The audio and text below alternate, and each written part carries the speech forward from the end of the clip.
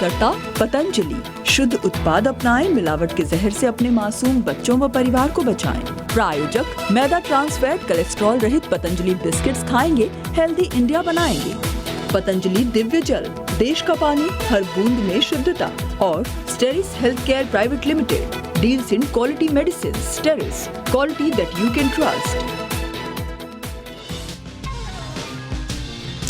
नमस्कार, आज है 28 अप्रैल, दिन गुरुवार। वक्त हो गया जी बिजनेस की बहुत ही खास पेशकश इंडिया 360 का। मैं हूं दीपक डोभाल। करेंगे दिन भर की बड़ी खबरों का 360 डिग्री एनालिसिस। लेकिन सबसे पहले खबर वो जो बनी आज की सुर्खियां।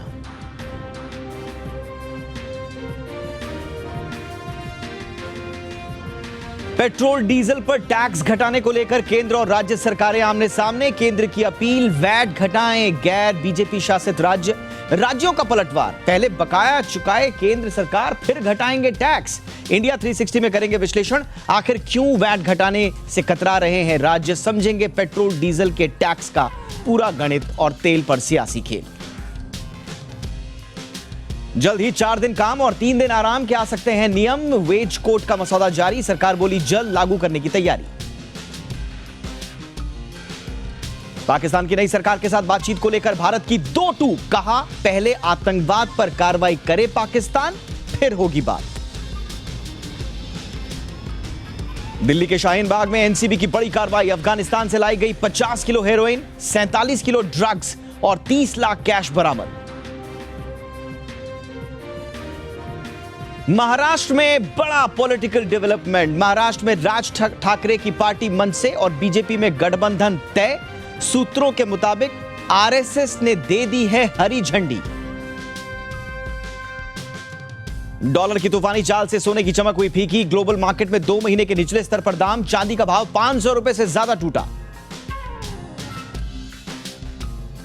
तूफानी तेजी के साथ अप्रैल सीरीज की एक्सपायरी, निफ्टी 200 अंक उछलकर 17,200 के पार बंद। सेंसेक्स 700 अंक भागा। अमेरिका में मंदी की आहट। मार्च तिमाही में अमेरिका की ग्रोथ में गिरावट। जीडीपी गिरकर -1.4% तक पहुंची।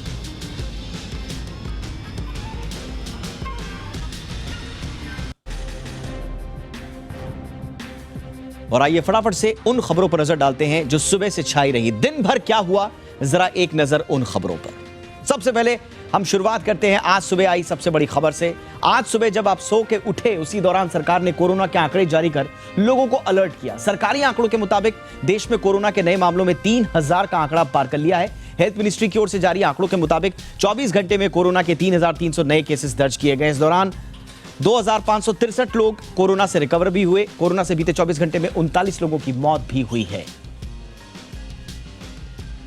और थोड़ी ही देर में खबर आई कि दिल्ली पुलिस ने जहांगीरपुरी हिंसा के मोस्ट वांटेड आरोपियों में से एक फरीद को पश्चिम बंगाल से गिरफ्तार कर लिया है। इस मामले में आरोपियों को गिरफ्तार करने के लिए दिल्ली पुलिस की टीम कई दिनों से पश्चिम बंगाल में डेरा डाले हुई थी। अब उसे कामयाबी मिली है। इससे पहले दिल्ली पुलिस ने जफर और बाबुद्दीन को भी गिरफ्तार किया था। इन दोनों को दिल्ली से गिरफ्तार किया गया। आपको याद होगा, हनुमान जयंती पर निकाले गए जुलूस पर जहांगीरपुर इलाके में उपद्रव हुआ था और इसी दौरान दिल्ली पुलिस के कई कर्मचारी घायल भी हुए थे। और दिन जैसे जैसे आगे बढ़ रहा था, खबर एक और जिसने सबका ध्यान खींचा, बीजेपी नेता किरीट सोमैया पर जो हमला हुआ था, जिसे लेकर मुंबई पुलिस आयुक्त संजय पांडे ने सीआईएसएफ यानी केंद्रीय औद्योगिक सुरक्षा बल के महानिदेशक को पत्र लिखा है। पत्र में उन्होंने सीआईएसएफ के कर्मचारियों की भूमिका की जांच करने की मांग की है, जो किरीट सोमैया के साथ उस वक्त मौजूद थे जब उनकी कार पर हमला हुआ। और दोपहर होते होते बीएसपी सुप्रीमो मायावती ने लखनऊ में एक प्रेस कॉन्फ्रेंस की और समाजवादी पार्टी पर जमकर निशाना साधा। उन्होंने कहा कि समाजवादी पार्टी वाले उन्हें राष्ट्रपति बनाने का सपना इसलिए देखते हैं क्योंकि उनका यूपी का सीएम बनने का सपना पूरा हो जाए। मायावती ने कहा कि उनका ये सपना कभी पूरा नहीं होगा। उन्होंने सपा मुखिया पर तंज कसते हुए कहा कि अखिलेश यादव विदेश भागने की फिराक में है। और मायावती की प्रेस कॉन्फ्रेंस खत्म होते ही सभी का ध्यान मध्य प्रदेश की राजनीति पर चला गया। दरअसल यहां से खबर यह आई कि मध्य प्रदेश के पूर्व मुख्यमंत्री और कांग्रेस के प्रदेश अध्यक्ष कमलनाथ ने विधानसभा में नेता प्रतिपक्ष पद से इस्तीफा दे दिया। नेता प्रतिपक्ष की जिम्मेदारी विधायक गोविंद सिंह को सौंपी गई है। 71 साल के गोविंद सिंह प्रदेश कांग्रेस कमेटी के उपाध्यक्ष हैं। और इसके थोड़ी देर बाद ही प्रधानमंत्री नरेंद्र मोदी हर चैनल की सुर्खियों में थे। उन्होंने असम के डिब्रूगढ़ में आज एक कार्यक्रम को संबोधित किया। इस दौरान 7 अत्याधुनिक कैंसर अस्पतालों का उद्घाटन किया और 7 नए कैंसर अस्पतालों की आधारशिला भी रखी। इस दौरान उद्योगपति रतन टाटा भी मौजूद रहे। इस दौरान लोगों को संबोधित करते हुए पीएम ने कहा कि नॉर्थ ईस्ट में कैंसर एक बहुत बड़ी समस्या रही है, इससे सबसे ज्यादा प्रभावित हमारा गरीब होता है। पीएम ने कहा कि पहली कोशिश यह है कि बीमारी की नौबत ही ना आए, इसलिए प्रिवेंटिव हेल्थ केयर पर हमारा जोर है। और इसी दौरान रतन टाटा ने बेहद भावुक स्पीच भी दी। उन्होंने कहा कि वो अपनी जिंदगी के आखिरी साल स्वास्थ्य को समर्पित कर रहे हैं। इससे पहले रतन टाटा ने हिंदी न बोल पाने के लिए माफी भी मांगी। उन्होंने कहा कि वो जो भी बोलेंगे वो उनके दिल से निकले हुए शब्द होंगे। रतन टाटा ने कहा कि वो अपने जीवन के अंतिम साल में असम को एक पहचान दिलाने के लिए समर्पित करेंगे। और इन तमाम हलचलों के बीच आज पूरा हिंदुस्तान और देश का एक बड़ा हिस्सा भीषण गर्मी की चपेट में रहा। सुबह से ही तेज धूप के चलते लोग परेशान दिखे।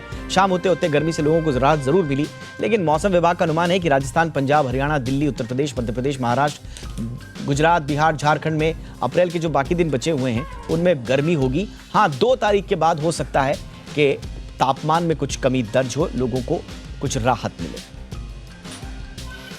थोड़ा आपकी जेब की बात भी कर लेते हैं। दिन भर गोल्ड की भी चर्चा हुई। जनवरी मार्च तिमाही के दौरान भारत में गोल्ड ज्वेलरी की मांग घटी है।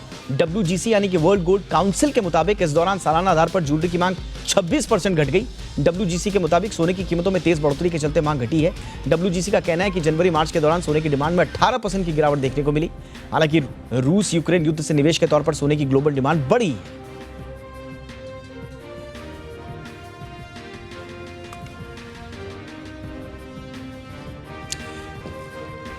चलिए, तो ये थी वो खबरें जो दिन भर छाई रही और जैसे जैसे शाम ढली एक ऐसी खबर पॉलिटिकल स्पेक्ट्रम से आई जिसने महाराष्ट्र की राजनीति में तो कम से कम एक भूचाल मचाना शुरू कर दिया है। महाराष्ट्र की राजनीति की आज की बड़ी हलचल, और जो न सिर्फ महाराष्ट्र तक सीमित है बल्कि उसकी चर्चा अब पूरे देश के पॉलिटिकल हलकों में हो रही है। सूत्र ये बता रहे हैं कि राज्य में राज ठाकरे की पार्टी मनसे और बीजेपी में गठबंधन अब तय हो गया है। जी हां, आप सही सुन रहे हैं, राज ठाकरे और बीजेपी अब हाथ मिला रहे हैं। अब आपको याद होगा, याद नहीं तो हम याद दिला दें, बीएमसी चुनाव होने वाले हैं। बीएमसी चुनाव से ठीक पहले बीजेपी और राज ठाकरे की पार्टी में गठबंधन का क्या मतलब है ये आप समझ गए होंगे, लेकिन इस पर बारीक विश्लेषण भी करेंगे। सूत्रों की माने तो आरएसएस ने इस गठबंधन को हरी झंडी दे दी है। इससे पहले धार्मिक स्थलों पर लाउडस्पीकर हटवाने की राज ठाकरे ने योगी सरकार की बधाई भी दी थी, और राज ठाकरे ने कहा था कि महाराष्ट्र में कोई योगी नहीं बल्कि सब भोगी हैं। तो एक तरफ लाउडस्पीकर का विवाद जो कि तूल पकड़ा था राज ठाकरे के बयान के बाद, हाथों हाथ लपका बीजेपी ने, और उसी बीच में राज ठाकरे योगी आदित्यनाथ की तारीफ करते हैं। पृष्ठभूमि एक तरह से तैयार हो रही थी और परिणति आपके सामने, हालांकि सूत्रों के हवाले से ही अभी खबर है, लेकिन यह तय है कि अब एमएनएस और बीजेपी हाथ मिलाएंगे। चलिए, और इस खबर पर हमारे साथ ज्यादा जानकारी के साथ, ज्यादा विश्लेषण के साथ जुड़ रहे हैं हमारे सहयोगी चैनल जी 24 तास के संपादक नीलेश खरे। नीलेश जी, बहुत बहुत स्वागत है। सर, ये जैसा मैं कह रहा था कि ये पृष्ठभूमि जो 2-4 दिन 5 दिन से बन रही थी, आपको भी लगा था कुछ कि अंततो गत्वा नदियां जहां पर मिलेंगी, संगम वो एमएनएस और बीजेपी का होगा? राज ठाकरे जिस प्रकार के स्वर आलाप रहे थे उससे ये साफ था कि वो रास्ते तो बीजेपी के ही चल रहे हैं। तो आज जी मीडिया को जो सूत्रों द्वारा खबर मिली है, संघ ने इसको हरी झंडी दे दी है और आने वाले 14 जून को इसकी अधिकृत घोषणा जो है वो होती हुई नजर आएगी। तो लगभग ये साफ हो गया है कि हिंदुत्व के मुद्दे को लेकर अब बीजेपी राज ठाकरे को बाला साहब के रूप में पेश करने की कोशिश करेगी। इसीलिए भगवी शॉल जो है वो पहनी गई है और उससे साफ संकेत दिया जा रहा है कि वो अब बीजेपी के दिखाए राह पर चलेंगे। मुख्य तौर पर जो लाउडस्पीकर का मुद्दा था, उस मुद्दे को जिस प्रकार से राज ठाकरे ने अचानक से हाथ में लिया, एक लिटमस टेस्ट थी कि क्या राज ठाकरे नाम का पत्ता जो है वो आज भी राजनीति में चल पाता है या नहीं चल पाता है। तो वो ये लिटमस टेस्ट जो है वो पूरी तरह से पास हुए, और आज जिस प्रकार से उन्होंने तारीफ की योगी की, उससे तो साफ हो गया कि वो अब बीजेपी के साथ हाथ मिलाने जा रहे हैं। पर दीपक, एक ही बात इसमें ये कहूँगा कि महाराष्ट्र में आने वाले दिनों में कई सारे महानगर पालिका जिला परिषद चुनाव होने हैं, और अगर बीजेपी को शिवसेना के वोटों को काटना है तो एक ही हथियार था, ठाकरे को काटने के लिए ठाकरे का इस्तेमाल। मैं यही आपसे पूछ रहा था। ये बताइए कि राज ठाकरे को बीजेपी की जरूरत थी या बीजेपी को राज ठाकरे की जरूरत है? जी देखिए, दोनों को एक दूसरे की जरूरत थी। ओके। बीजेपी का राज ठाकरे के साथ हाथ मिलाना ये राज ठाकरे के लिए बूस्टर डोज है। ओके। वरना राज ठाकरे यूं भी राजनीतिक पूरे परिप्रेक्ष्य में और मंच से खत्म होते जा रहे थे। वो सिर्फ एक बहुत अच्छा वक्ता रह गए थे। तो आप जरूरत थी कि उन्हें पॉलिटिकल फंडिंग की भी जरूरत थी, उनको किसी एक मुद्दे की भी जरूरत थी, चेहरा बदलने की भी जरूरत थी, लोकल बॉडी इलेक्शंस के लिए फंडिंग, हाँ हर चीज के लिए। और एक कैरेक्टर, नया कैरेक्टर लेने की जरूरत थी क्योंकि उनके सारे पात्र जो है वो फेल हो चुके थे। तो नए पात्र के साथ तो आना था राजनीति में, तो नए पात्र के साथ आए हैं और शुरुआती दौर में फिल्म हिट रही है। तो अब ये बताइए कि अब ये सॉफ्ट अलायंस करते आए हैं, इससे पहले हमने देखा था राज ठाकरे, लेकिन वो उनका जो गठबंधन है वो बड़ा अनप्रिडिक्टेबल रहता है। 2014 में उनका सॉफ्ट अलायंस था कांग्रेस के साथ, फिर 2019 में दिखे कि वो एनसीपी के साथ जाएंगे, अब अचानक से वो बीजेपी के साथ। ऐसा तो नहीं है कि दोनों गठबंधन अगर हो गया तो जो बीजेपी की लोकल लीडरशिप है और खास तौर से जो देवेंद्र फडणवीस की जो महत्वाकांक्षाएं हैं, कहीं उसमें कोई रोड़ा तो नहीं आएगा? जी देखिए, उन राज ठाकरे की इतनी ऊंचाई नहीं है कि वो राष्ट्रीय मार्ग पर चलने वाले देवेंद्र फडणवीस का रास्ता रोक सके। तो वो तो नहीं हो सकता। हाँ, राज ठाकरे अनप्रिडिक्टेबल है, ये सबको पता है, पर बीजेपी अनप्रिडिक्टेबल नेताओं को किस प्रकार से संभालना है वो बहुत अच्छी तरह से जानती है। और वो ज़्यादातर सारे जो फाइनेंशियल लेन देन के मामले होते हैं उस पर बहुत अच्छी तरह से नजर रखती है। और राज ठाकरे पहले ईडी के चक्कर काट रहे हैं। और मेरे साथ हमारे दर्शक भी समझ रहे होंगे। अब ये बताइए, बीजेपी को शिवसेना तो मिल गई, ये मान के चले हम, जिसकी कमी थी बीजेपी शिवसेना मिल गई। अब कहा यह जा रहा है, सिर्फ हलचल है, कयास है, चकल्लस है, कि बीजेपी को हो सकता है एक एनसीपी भी मिल जाए और हो सकता है उसमें अजीत पवार साहब का उस पर चल रहा है। ये सिर्फ बातें चल रही हैं, तो क्या संभव है कुछ ऐसी हलचल आपने भी सुनी है कि यहाँ ऐसा कुछ होने वाला है? देखिए, महाराष्ट्र की राजनीति में राज ठाकरे से पहले सबसे बड़े अनप्रेडिक्टेबल नेता शरद पवार रहे हैं, जिनको आज तक कोई समझ नहीं पाया। वो हम हमेशा शरद पवार जी के बारे में कहते हुए कहते हैं कि वो 5 अंधे हाथी को टटोलते हैं तो हर कोई अपना अपना कयास लगाता है। वैसे शरद पवार को आज तक कोई नहीं जान पाया। तो वो वक्त के साथ अपनी भूमिका तय करते हैं। और अगर ऐसी स्थिति बनती है तो जो हम हमेशा कहते हैं कि राजनीति में कोई किसी का लंबी दूरी तक दोस्त नहीं होता और ना ही कोई किसी का दुश्मन होता है, तो कभी भी आ सकते हैं। ठीक है, अब एक आखिरी सवाल, ये हमारी खबर सुनने के बाद और जी मीडिया के जो सूत्र बता रहे हैं, ये खबर सुनने के बाद उद्धव ठाकरे का रिएक्शन कैसा होगा? जी, मुख्य तौर पर उद्धव ठाकरे का रिएक्शन आने वाले 14 मई को आएगा। अच्छा, तब तक इस बारे में कोई बड़ा बयान आता हुआ नजर नहीं आएगा। पिछले महीने भर में जो राजनीति महाराष्ट्र में हुई है, उद्धव ठाकरे को लेकर, शिवसेना को लेकर जो भी बयानबाजी हुई है, उसको हर सवाल का जवाब देने की कोशिश उद्धव ठाकरे करेंगे। और उसके लिए तारीख तय होगी है 14 मई की। ठीक है, तो 14 मई को अब ये तय होगा कि ऑफिशियल अनाउंसमेंट के साथ साथ जो एक राजनीति एक नए दिशा में बढ़ेगी महाराष्ट्र की, वो दिशा क्या होगी और उसकी दशा फिर आगे क्या होगी, ये 14 तारीख के बाद पता चलेगा। पर है ना, महाराष्ट्र के वोटर वोट की तरह है। अच्छा, किस वर्ग करवट बैठेंगे वो कोई नहीं जान सकता। हाँ, ये बात हम ये बात भी रह गई कि वोटर्स कैसे लेंगे। अच्छा, ये भी बात बता ही दीजिए, राज ठाकरे कहा जाता है कि भाषण तो शानदार देते हैं, बिल्कुल स्तब्ध कर देते हैं, सुनने सबको एकदम, जहाँ पर जो है वहाँ पर बैठा रहता है, लेकिन वोट में कन्वर्ट नहीं कर पाते। तो बीजेपी के साथ अलायंस में आके क्या वो जो उनके दर्शक और सुनने वाले हैं वो वोट में कन्वर्ट हो पाएंगे? नहीं हो पाएंगे। अच्छा, क्योंकि मराठी के मुद्दे को लेकर वो राजनीति कर रहे थे, उसमें उनको सफलता नहीं मिली। और आप हमेशा देखिए, जो फर्स्ट शोले जो पहली बनी थी वो शोले थी, बाद में जो बनी वो थिएटर पे हिट नहीं हो पाई। तो बाला साहब थे, राज ठाकरे है, तो लोग कितना उनको स्वीकार करेंगे वो उस पर सवाल होगा। अब बीजेपी तो चाहती है कि राज ठाकरे को बाला साहब ठाकरे के प्रतिमूर्ति के तौर पर स्थापित करें, राजनीतिक विरासत उनकी सहेजने की, समेटने की कोशिश करें, लेकिन वाकई में इसको महाराष्ट्र की जनता किस तरह से लेती है ये तो महाराष्ट्र की जनता ही तय करेगी। फिलहाल बहुत बहुत शुक्रिया नीलेश जी, आपने वक्त निकाला, थैंक यू सो मच। आइए अब आगे बढ़ते हैं और जरा कवर स्टोरीज का रुख कर लेते हैं।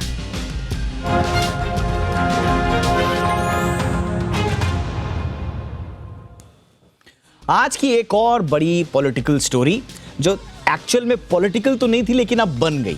पेट्रोल डीजल का जो सवाल है वो आपकी हमारी जेब से जुड़ा हुआ है, लेकिन इस पे सियासत घुल गई है और एक तरफ केंद्र है, दूसरी तरफ राज्य हैं। केंद्र सरकार राज्यों को वैट घटाने के लिए कह रही है तो राज्य सरकारें केंद्र को ही घेरने में जुट गई है, खासतौर से वो राज्य सरकारें जो गैर बीजेपी शासित हैं। तेलंगाना, पश्चिम बंगाल, महाराष्ट्र सरकार ने कहा है कि केंद्र उनका बकाया चुका दे तो वैट में वो राहत दे देंगे। और केंद्र और राज्यों की स्तुतु महमे के बीच आम आदमी पर तेल की महंगाई की मार जारी है। आज भले ही तेल के दामों में कोई बदलाव नहीं हुआ, लेकिन देश में पेट्रोल 120 रुपए के पार है। डीजल का भी यही हाल है। सरकारें आम आदमी को राहत देने की बजाय सियासत में जुटी हुई हैं। तो इस रिपोर्ट को देखिए और समझिए तेल का सियासी खेल।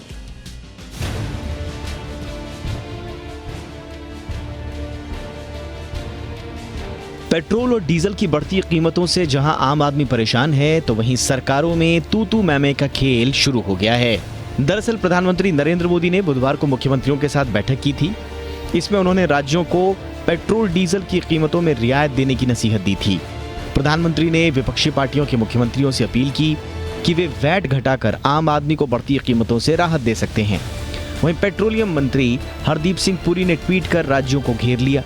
उन्होंने कहा कि अगर राज्य वैट घटाएंगे तो पेट्रोल और डीजल काफी सस्ता हो सकता है, लेकिन कुछ राज्य ऐसा करने से बच रहे हैं। केंद्र के इन बयानों के बाद सियासत तेज हो गई है। तेलंगाना के मुख्यमंत्री के चंद्रशेखर राव ने ट्वीट कर केंद्र पर हमला बोल दिया। उन्होंने लिखा कि केंद्र सरकार सेस के नाम पर राज्यों को लूट रही है।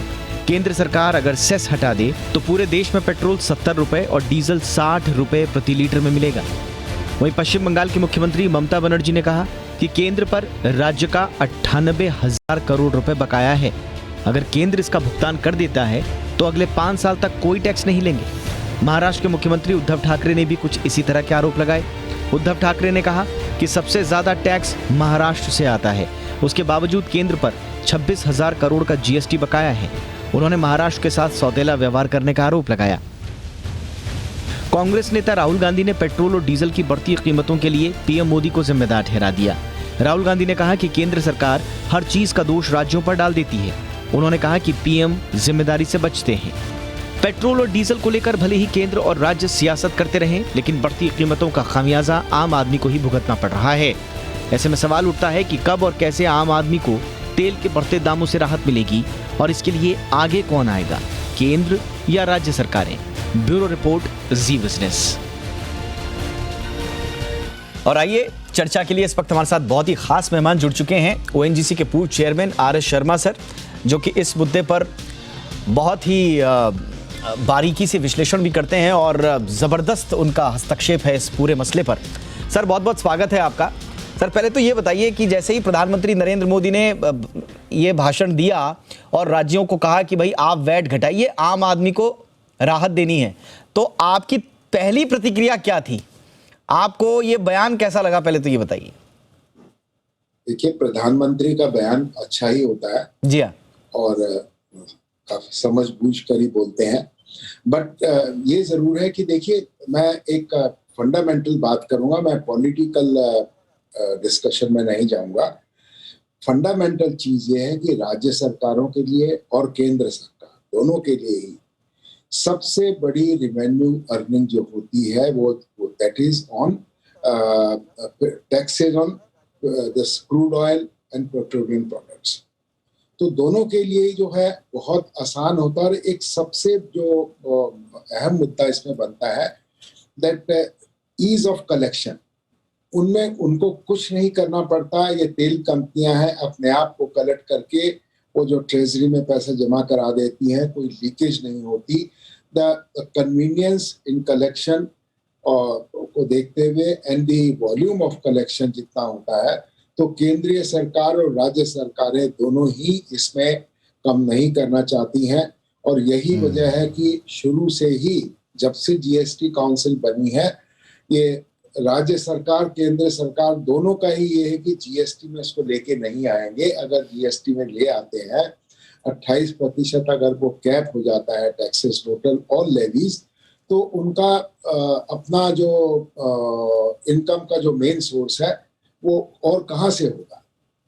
तो यही वजह है, बार बार बोला भी जाता है कि आना चाहिए पर नहीं आ पाता है। बट सर हमारे जी हाँ सर, हमको जितने भी सवाल आ रहे हैं और जितने भी लोग हमसे पूछ रहे हैं वो एक ही बात पूछते हैं कि भाई आप तो पत्रकार हैं, आप बताइए इसमें केंद्र सरकार जिम्मेदार है कि राज्य सरकार जिम्मेदार है। आप भले ही पॉलिटिकल उसमें नहीं जाएंगे, लेकिन एक विशेषज्ञ होने के नाते आप इसमें बड़ी इंपॉर्टेंट भूमिका किसकी मानते हैं? वैट की मानते हैं, एक्साइज की मानते हैं, या आपको लगता है कि दोनों एक दूसरे पर जिम्मेदारी डालकर कहीं ना कहीं कुछ चीजों से बचने की कोशिश कर रहे हैं?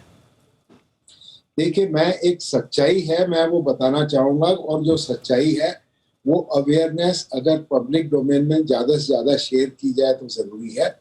इस वक्त जो हालात बने हुए पूरी दुनिया में, मैं आप यूएस यूक्रेन वाली इसको छोड़ दीजिए, इससे पहले की बात है, जनवरी से जब से COP26 हुई है और उसमें इतने बहुत बड़े पैमाने पर जो एंटी जो फॉसिल फ्यूल जो लॉबी है, उन्होंने जो एनवायरमेंट लॉबी है उन्होंने बहुत जोर शोर से क्रिटिसाइज किया है।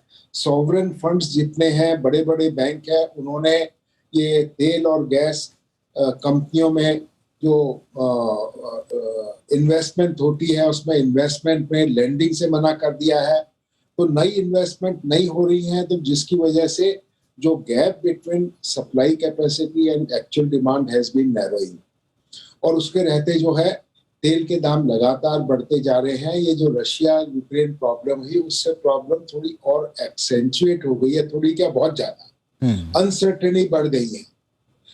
तो जिसके रहते लगातार कीमतों में बढ़ोतरी बनी हुई है, और अभी जो ये हालात बने रहेंगे ये बताना बहुत जरूरी है आम जनता को कि जब हम 85-86% तक अपना जो कच्चा तेल आयात करते हैं उसके रहते हुए कैसे सरकार जो है कम नहीं कर पाएगी, और सरकारें जो है अपना जो मेन सोर्स ऑफ रेवेन्यू है उसमें कटौती नहीं करना चाहती है। और इसके एक बहुत जरूरी मुद्दा है जो मैं बताना चाहूंगा आपके जरिए पूरी जनता को, कि जब एक कहावत होती है कि let the poverty be shared, let the poverty be shared का मतलब ये है कि ये सरकारें, राज्य सरकार, केंद्र सरकारें वो तो कम करे ही करे, साथ में जो उपभोक्ता को जोर शोर से पूरे पैमाने पे तैयार होना चाहिए कि उनको कंजम्पशन को भी कम करना है। तो एक डिमांड डिसिप्लिन लाने के लिए भी जरूरी होता है कि दाम बढ़ा दो तो डिमांड कम हो जाएगी। तो वो भी एक चीज चल रही है, पर इसी को इस ढंग से किया जाए, एक अवेयरनेस कैंपेन बना के कि लोगों को अपना कंजम्पशन लेवल कम करें, गाड़ियां जब ही निकाले जब जरूरत हो और उसका शेयरिंग करके करें, और ओवरऑल ये माहौल बनाए रहे। बिल्कुल, ये आपने बड़ा महत्वपूर्ण एंगल जोड़ा, आपने बड़ा महत्वपूर्ण एंगल जोड़ा कि इसमें दरअसल इसको अगर आपको ये स्थिति को सुधारना है तो इसमें स्टेक होल्डर एक या दो नहीं है, ये पक्ष या विपक्ष का मसला नहीं है, इसमें तमाम पक्ष, राज्य सरकार, केंद्र सरकार और आम जनता, एक कंजम्पशन के लिए एक डिसिप्लिन लाने की जो सर कह रहे हैं आवश्यकता है वो बड़ा इंपॉर्टेंट होगा। सर आपसे रिक्वेस्ट है आप हमारे साथ बने रहिए। अब जरा आप आम दर्शक को जरा समझाने की कोशिश करते हैं कि राज्य जो हैं वो क्यों नहीं वैट को घटा रही हैं, मामला क्या है, शुरू करते हैं। और मामला क्या है में आज हम आपको यही बता रहे हैं कि आखिर क्यों राज्य वैट घटाने से कतरा रहे हैं। अगर राज्य 1 या 2 रुपए की कटौती वैट में कर दे तो इससे कितना नुकसान राज्य को उठाना पड़ता है, पेट्रोल और डीजल पर टैक्स का कैलकुलेशन कैसे होता है, पेट्रोल और डीजल पर टैक्स का पूरा मामला समझिए।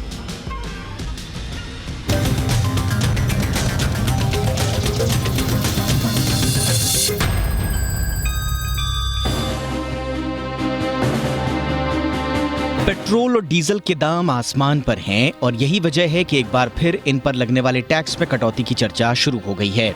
केंद्र सरकार ने विपक्षी दलों की सत्ता वाले राज्यों से वैट कम करने का आग्रह किया है। इसके बावजूद कई राज्य वैट में कटौती करने से बच रहे हैं और इसकी वजह है तेल पर लगने वाले टैक्स से होने वाली कमाई।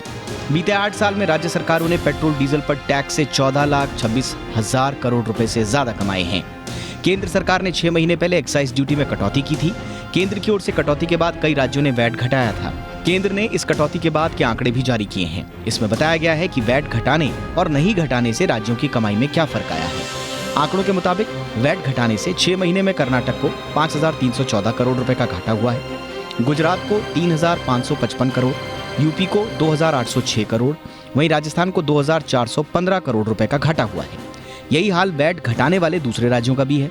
वहीं वैट नहीं घटाने से महाराष्ट्र को 3,472 करोड़, दिल्ली को 173 करोड़, पश्चिम बंगाल को 1,343 करोड़ रुपए की अतिरिक्त कमाई हुई है।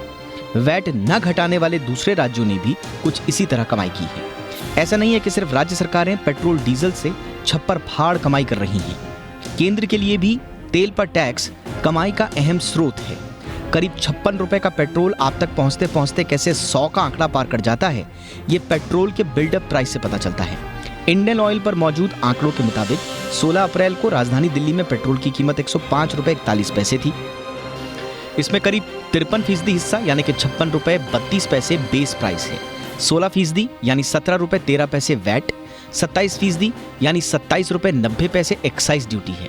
इसके अलावा बचे हुए 4% डीलर कमीशन और फ्रेट है। इस तरह पेट्रोल और डीजल पर राज्यों से ज्यादा टैक्स केंद्र सरकार वसूलती है। केंद्र सरकार पहले ही एक बार एक्साइज ड्यूटी में कटौती कर चुकी है। ऐसे में वो अब राज्यों से वैट घटाने की अपील कर रही है, लेकिन राज्यों का तर्क ये है कि वैट घटाया तो उनके राजस्व पर काफी ज्यादा असर पड़ेगा। महाराष्ट्र सरकार ने बताया कि अगर वो पेट्रोल के दाम में 1 रुपए प्रति लीटर की कटौती करती है तो उसकी तिजोरी पर 121 करोड़ रुपए का बोझ पड़ेगा। 2 रुपए की कटौती से 243 करोड़ रुपए के राजस्व का नुकसान हो सकता है। राज्य और केंद्र दोनों को ही अपने राजस्व की चिंता है, इसलिए दोनों ही टैक्स में कटौती का फैसला लेने से बच रहे हैं, क्योंकि टैक्स में कटौती का मतलब राजस्व का भारी भरकम नुकसान है। लेकिन आम आदमी की कौन सुनेगा, ये एक बड़ा सवाल है। ब्यूरो रिपोर्ट, जी बिजनेस। शर्मा सर, अब जरा वे आउट क्या है ये भी बता दीजिए। ये एक दूसरे पर तू मैं में तो सरकारें उलझी रहेंगी, वो ठीक है, उसमें कोई शक भी नहीं होना चाहिए किसी को, लेकिन वे आउट क्या है सर? वे आउट दीपक, आप मेरी शक्ल से ही समझ सकते हैं कि मुझे 30 साल से ऊपर इस इंडस्ट्री में हो गए हैं।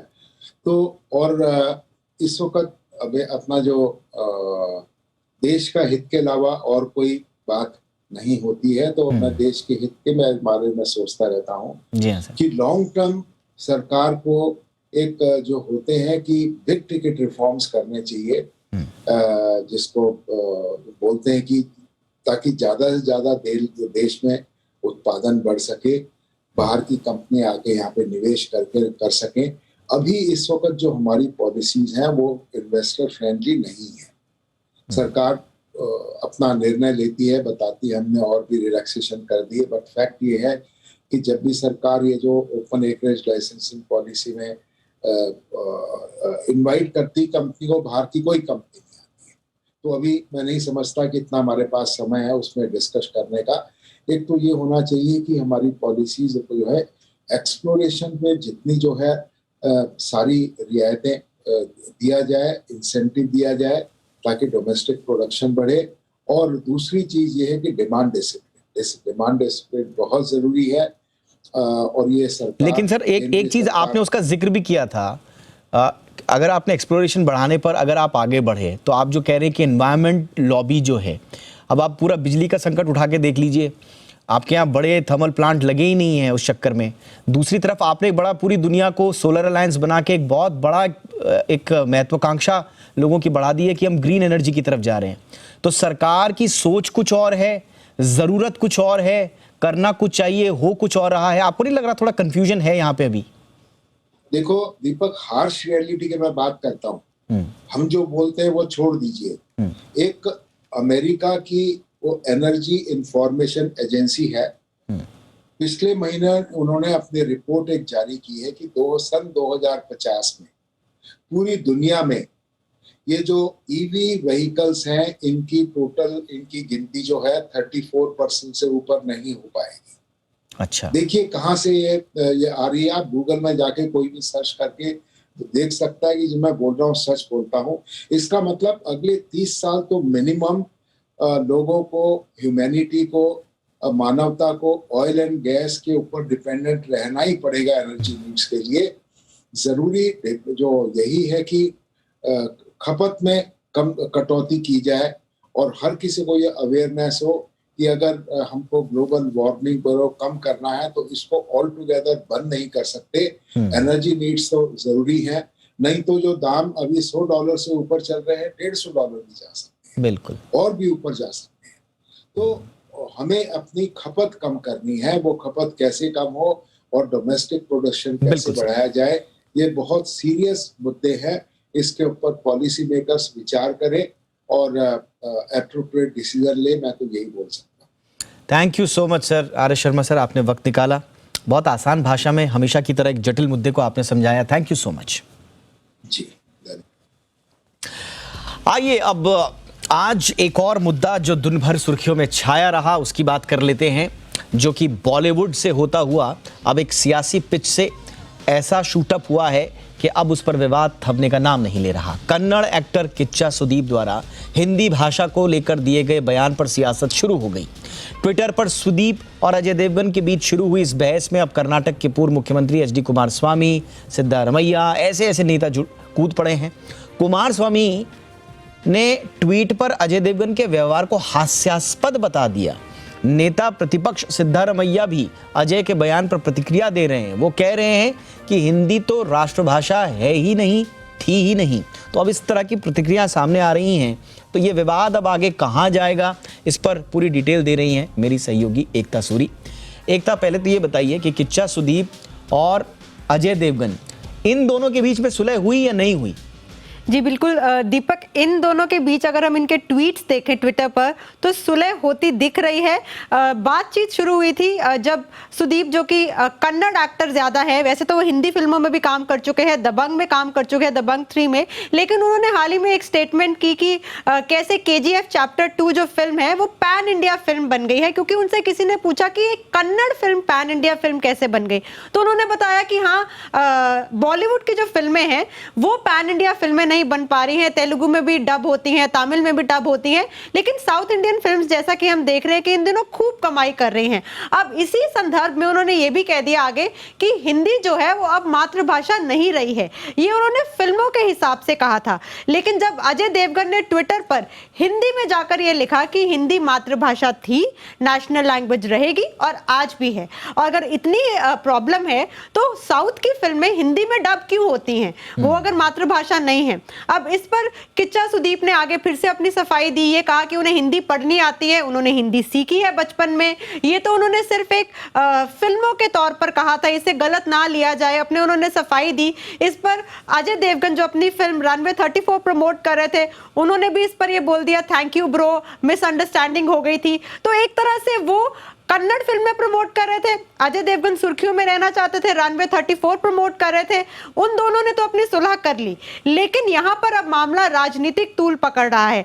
कर्नाटका के बड़े बड़े दिग्गज, करंट CM, फॉर्मर CM, ये सब कूद पड़े ये कहते हुए कि करंट CM ने तो ये स्टेटमेंट दी है कि जो भाषा है वो हर एक स्टेट जो बनी है वो भाषा के हिसाब से बनी है, और जो रीजनल लैंग्वेज है उसकी रिस्पेक्ट होनी चाहिए। किच्चा सुदीप ने जो बोला है वो बिल्कुल सही बोला है, उसका समर्थन होना चाहिए। आपने जैसे बोला कि पूर्व CM भी यही कह रहे हैं कि हिंदी मातृभाषा नहीं है, तो एक तरह से अब लैंग्वेज के ऊपर जो ये वॉर छिड़ रहा है, क्योंकि हिंदी हमारी मातृभाषा है, नेशनल लैंग्वेज है, ऐसे में अगर आप उसमें रीजनल लैंग्वेजेस को इंपॉर्टेंस दे रहे हैं, हर एक भाषा का अपना महत्व है, हर एक स्टेट में उस भाषा की अपनी इंपॉर्टेंस है, लेकिन यहाँ पर हिंदी, कन्नड़, इस सब के बीच में जो वॉर, दो एक्टर्स ने अपनी अपनी फिल्में प्रमोट करने के लिए, सुदीप ने चाहे कन्नड़ फिल्मों के लिए और अजय देवगन ने रनवे 34 प्रमोट करने के लिए जो ट्वीट शुरू किए थे, वो अब बिना किसी मतलब के राजनीतिक रुख ले रहा है। दीपक, बिल्कुल, और हिंदुस्तान में तो अब ये बड़े अरसे से रवायत चल पड़ी है कि आप कोई कंट्रोवर्सी दिखा दीजिए तो उस कंट्रोवर्सी के बीच में फिल्म का प्रमोशन जो है वो बहुत तेज़ी से होने लगता है। तो वो उस लिहाज से शायद दोनों एक्टर्स के लिए ये एक फ़ायदे का सौदा रहा हो ये कंट्रोवर्सी, लेकिन जैसा हमने कहा कि ये पिच हो गई सियासत के लिए, और इस पिच पर अब राजनेता उतरकर बैटिंग और फील्डिंग कर रहे हैं। तो देखना होगा कि ये विवाद आगे कहाँ तक जाता है। बड़ा दुखद है इस तरह के विवाद, लेकिन अब देखना होगा। अब सियासत में तो एक विवाद अगर उछल गया तो फिर वो कहाँ जाकर थमेगा, रुकेगा, ये कहना बड़ा मुश्किल होता है। बहरहाल बहुत बहुत शुक्रिया एकता इस तमाम जानकारी के लिए। एक छोटे से ब्रेक के लिए रुकते हैं। ब्रेक के बाद थोड़ा सा बाजार पर नजर डालेंगे। अमेरिका से मंदी की आहट की भी खबरें आ रही हैं, उस पर तो बात करेंगे ही करेंगे। साथ ही में देश में गर्मी का जो कहर है उस पर करेंगे बात। एक छोटे से ब्रेक के बाद बने रहिए इंडिया 360 के साथ।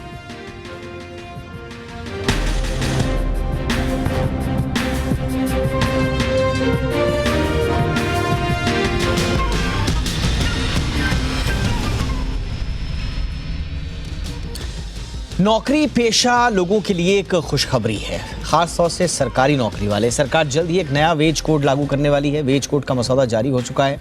अगर ये मसौदा लागू होता है तो आपको हफ्ते में सिर्फ 4 दिन ऑफिस जाना होगा, 3 दिन का वीक ऑफ मिल सकता है। और क्या कुछ है मसौदे में, देखिए इस रिपोर्ट में।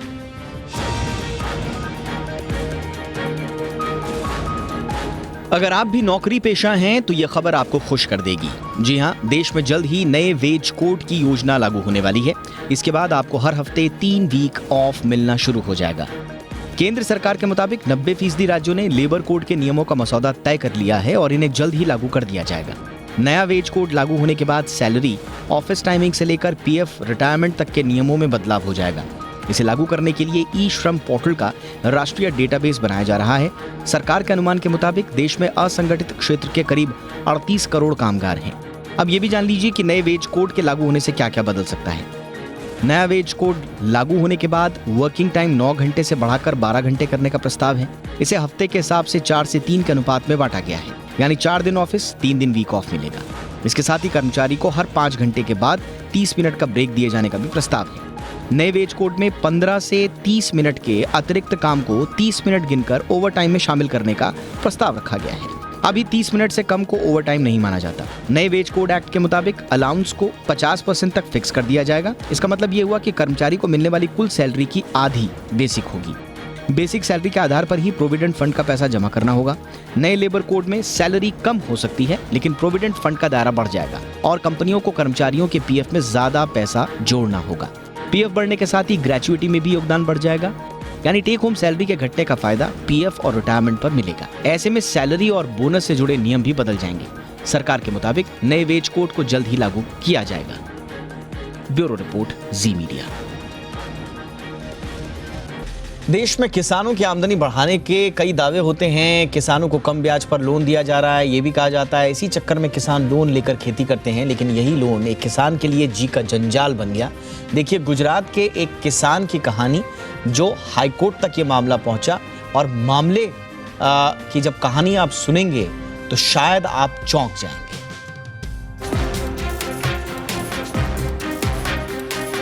देश के ज्यादातर अन्नदाता कम आमदनी का शिकार हो रहे हैं।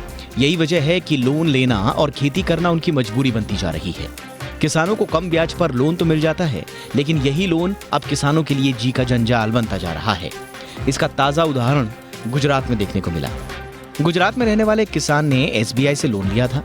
किसान ने बैंक की लगभग सारी रकम चुका दी थी। बैंक का किसान पर सिर्फ 31 पैसे का लोन बचा था। जी हाँ, ठीक सुना आपने, महज 31 पैसे, यानी 50 पैसे से भी कम। लेकिन इसी 31 पैसे के चक्कर में एसबीआई ने किसान को एनओसी देने से इनकार कर दिया। किसान के मुताबिक उसे एक जमीन की डील के लिए बैंक से सर्टिफिकेट चाहिए था, जिसमें यह प्रमाण पत्र हो कि उस पर बैंक का कुछ भी बकाया नहीं है। लेकिन इसी 31 पैसे के चक्कर में किसान को बैंक के चक्कर लगाने के लिए मजबूर होना पड़ा। जब अन्नदाता परेशान हो गया तो उसने गुजरात हाईकोर्ट का दरवाजा खटखटाया। तब जाकर किसान की सुनी गई। मामले की सुनवाई करते हुए गुजरात हाईकोर्ट ने बैंक को कड़ी फटकार लगाई। कोर्ट ने कहा कि इतनी मामूली रकम को आधार बनाकर सर्टिफिकेट जारी न करना कुछ और नहीं बल्कि उत्पीड़न है। कोर्ट ने यह भी कहा कि 31 पैसे बकाया हैं। क्या आपको पता है कि 50 पैसे से कम की बकाया राशि को नजरअंदाज किया जाता है? कोर्ट ने यह भी कहा कि इस मामले पर हलफनामा दायर करें, जिस पर सुनवाई 2 मई को होगी। मामला भले ही 31 पैसे का हो, लेकिन 31 पैसे के चक्कर में किसान जितना परेशान हुआ वो हमारे सिस्टम की कलाई खोलती है। किसान का कहना है कि एनओसी नहीं मिलने से वो जमीन का सौदा नहीं कर पा रहा है। फिलहाल मामले की सुनवाई 2 मई को होनी है, उसके बाद ही इस मसले का कोई हल निकल सकेगा। ब्यूरो रिपोर्ट, जी मीडिया। अफोर्डेबल फर्नीचर देने वाली कंपनी आइकिया अपने ग्राहकों को महंगाई के दौर में भी अफोर्डेबल फर्नीचर देने के लिए तैयार है। आइकिया की कंट्री कमर्शियल मैनेजर कविता राव से बातचीत की हमारे सहयोगी सुबोध मिश्रा ने। इस समय हमारे साथ आइकिया की कंट्री कमर्शियल मैनेजर कविता राव जी हैं। आइए इनसे बात करते हैं और पूछते हैं कि किस तरह से कंपनी कर रही है। कविता जी, स्वागत है जी बिजनेस में। नमस्ते। कविता जी, ये बताइए कि जिस तरह से अभी इन्फ्लेशन बढ़ा हुआ है और महंगाई जो है काफ़ी वो बढ़ रही है, कंपनी किस तरह से कर रही है और किस तरह से बीट कर रही है अपनी चीज़ों को? जी, आइकिया का ये राय है कि हम हमारे होम फर्निशिंग प्रोडक्ट्स जो है हमेशा अफोर्डेबल रखें कंज्यूमर्स के लिए। ऐसा रहे कि जितने भी लोग होम फर्निशिंग खरीदना चाहते हैं वो सब आइकिया के होम फर्निशिंग प्रोडक्ट्स खरीद पाए। तो ये हमारा सबसे बड़ा गोल रहा है। जब से हम इंडिया में आए हैं ये और भी महत्वपूर्ण हो गया है हमारे लिए। सो इसको नज़र रखते हुए हमने ये तय किया है कि हम अभी जो इन्फ्लेशनरी एनवायरनमेंट है इसमें हम पूरी तरीके से ये सिचुएशन को एड्रेस करने की कोशिश करेंगे। हमारा जो अफोर्डेबिलिटी का सबसे इम्पोर्टेंट गोल जो है हम इस पे ज़्यादा ध्यान रखेंगे। उत्तर भारत में गर्मी का कहर कम होने का नाम नहीं ले रहा। दिल्ली में भी इन दिनों भीषण गर्मी पड़ रही है। कई दिनों से अधिकतम तापमान 40 डिग्री सेल्सियस से ज्यादा चल रहा है। मौसम विभाग ने भी येलो अलर्ट जारी किया है। आईएमडी के मुताबिक राजस्थान, पंजाब, हरियाणा, पश्चिम उत्तर प्रदेश, हिमाचल प्रदेश, छत्तीसगढ़, पश्चिमी मध्य प्रदेश के अधिकांश हिस्सों में भीषण लू चलने की आशंका है।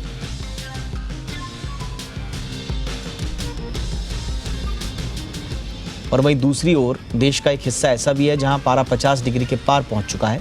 राजस्थान के जैसलमेर में पाकिस्तान की सीमा पर बीएसएफ के जवान इसी झुलसा देने वाली गर्मी में वतन की रखवाली कर रहे हैं।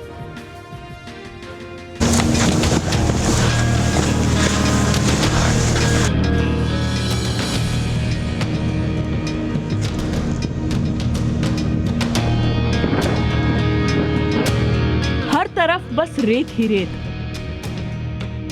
आसमान से रेगिस्तान पर सूरज का कहर और तापमान 50 डिग्री सेल्सियस। लेकिन जला देने वाली इस गर्मी में सरहद की रखवाली करते जांबाज। ये सरहद किसी भट्टी से कम नहीं। जब लोग अपने एयर कंडीशन कमरों में आराम फरमा रहे होते हैं उस वक्त पाकिस्तान से लगी सीमा पर 50 डिग्री तापमान में ये वीर सरहद पर मुस्तैदी से तैनात रहते हैं। जी न्यूज की टीम तपती चिलचिलाती धूप में 50 से 60 किलोमीटर प्रति घंटे की रफ्तार से चलने वाली गर्म रेत भरी आंधियों के बीच बीएसएफ के इन जांबाजों से मिलने पहुंची। हमको इस चीज़ से गर्व होता है कि हमको देश की सेवा करने का मौका मिला और वर्दी को पहनने से एक अलग ही जुनून पैदा होता है।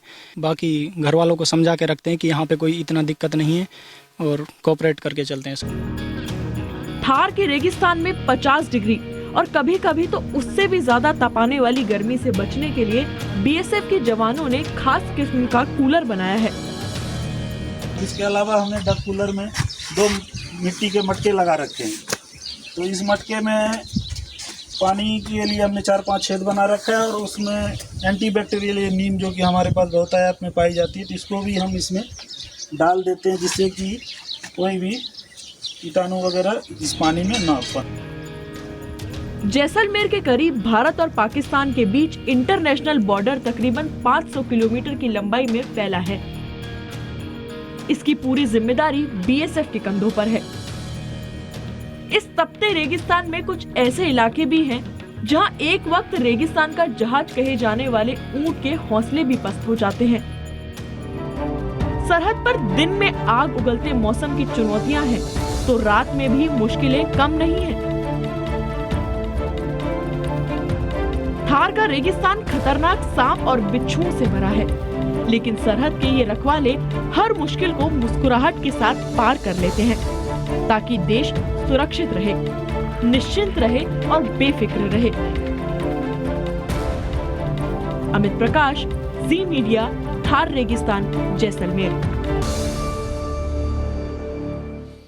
बढ़ते साइबर क्राइम के खिलाफ जागरूकता फैलाने के लिए सरकार लगातार अलग अलग कदम उठा रही है। साइबर क्राइम को रोकने के लिए सरकार ने अब साइबर दोस्त ट्विटर हैंडल को लॉन्च किया है।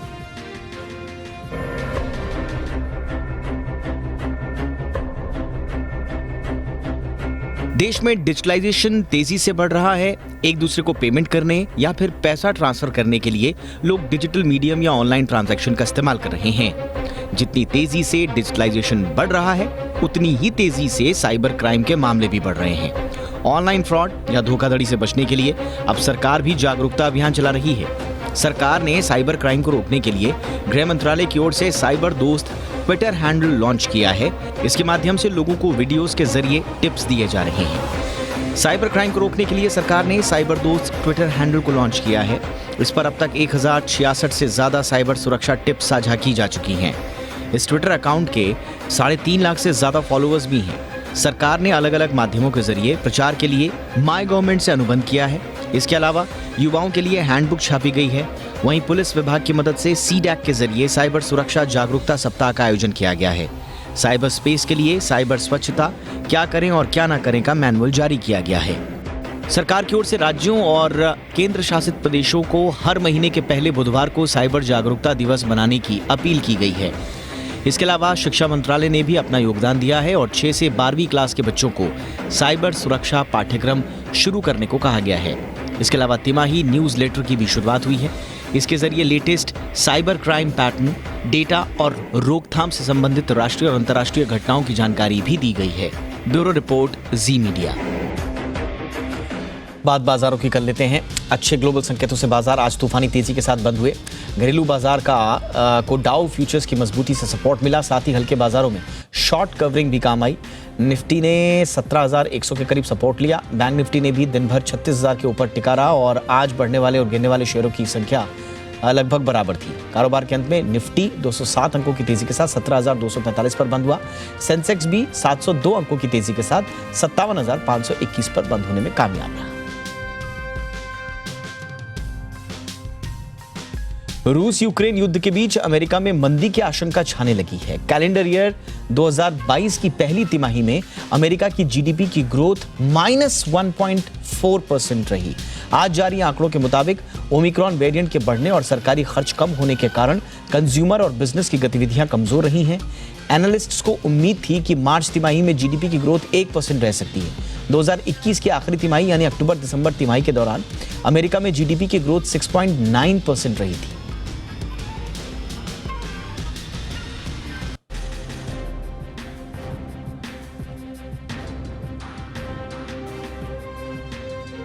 और इस बीच अमेरिकी बाजारों में शुरुआती कारोबार किस तरह का हो रहा है, जरा इस पर भी एक नजर डाल लेते हैं।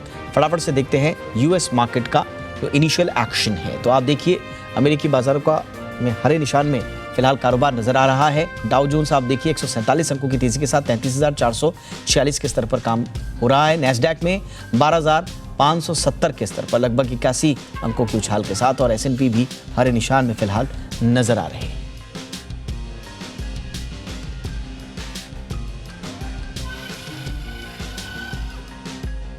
और मार्केट पर एक्शन के लिए इस वक्त हमारे साथ ट्रेड स्विफ्ट ब्रोकिंग के डायरेक्टर संदीप जैन साहब जुड़ चुके हैं। संदीप जी, यूएस में मार्च तिमाही में जीडीपी ग्रोथ माइनस में रही है, इसका कल बाजार पर कोई असर दिखेगा सर क्या? नहीं, देखिए कहीं ना कहीं ये एक्सपेक्टेड था और वहाँ के एडमिनिस्ट्रेशन से भी यही था कि भले ही इकोनॉमी थोड़ी लेसर इन्वेंट्रीज और ये सब के लिए जीडीपी का आंकड़ा नीचे आ सकता है, मगर मार्केट्स ने इसको ऑलरेडी डिस्काउंट किया और देखिए साथ साथ नैस्डैक को भी देखे तो अभी भी पॉजिटिव है। सो आई डोंट थिंक कि बहुत बड़ा इम्पैक्ट वैसे पड़ना चाहिए, ऐसा मेरा मानना है। ओके, और बाकी हमारे बाजार की चाल किस तरह की रह सकती है सर? बाजार की चाल में आज एक बहुत अच्छी चीज जो हुई है वो है विक्स का नीचे आना। तो अगर विक्स 20 के नीचे आता है जो कि 19 समथिंग पे आ गया था, तो वो एक अच्छा पॉइंट था। और जिस तरीके से क्लोजिंग के दौरान खटान आज सेटलमेंट था अप्रैल महीने का, तो वो भी एक पॉजिटिव नोट पे हुआ है। तो आई थिंक मई के महीने में हम अच्छा ही होना चाहिए। एक बार कल का दिन अभी जो एसजीएक्स निफ्टी दिखा रहा है वो माइनस जरूर दिखा रहा है, बट ओवरऑल आई फील कि एक बार जितना डर था डाउनसाइड जो बहुत ज्यादा वॉलेटिलिटी थी वो एक कम हो सकती है, ऐसा मेरा मानना है। सो अगेन ऑटो नंबर्स ठीक आए हैं, बजाज ऑटो के नंबर्स ठीक थे, तो ऑटो पे, बैंकिंग पे, इन पे ध्यान देना चाहिए। बहुत बहुत शुक्रिया सर इस तमाम जानकारी के लिए आपका। चलिए आगे बढ़ते हैं। टेक्नोलॉजी के विकास के साथ साथ पहले इंसानों की तरह दिखने वाले रोबोट बनाए गए, लेकिन अब चीन के वैज्ञानिकों ने एक रोबोट चूहा बनाया है।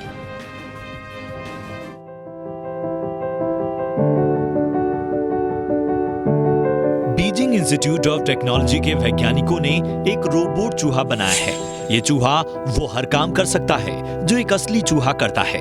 ये कारनामा बीजिंग इंस्टीट्यूट ऑफ टेक्नोलॉजी के वैज्ञानिकों ने कर दिखाया है। 4 पैरों वाले इस छोटे से रोबोट चूहे का नाम स्क्वैरो है। एक असली चूहे की तरह ये सब कुछ कर सकता है। ये झुक सकता है, खड़ा हो सकता है, चल सकता है, रेंग सकता है और मुड़ भी सकता है। इतना ही नहीं, ये अपने वजन के लगभग 91% के बराबर का भार भी उठा सकता है। टीम का मानना है कि छोटी और सकरी जगहों पर रेस्क्यू के दौरान ये उपयोगी साबित होगा।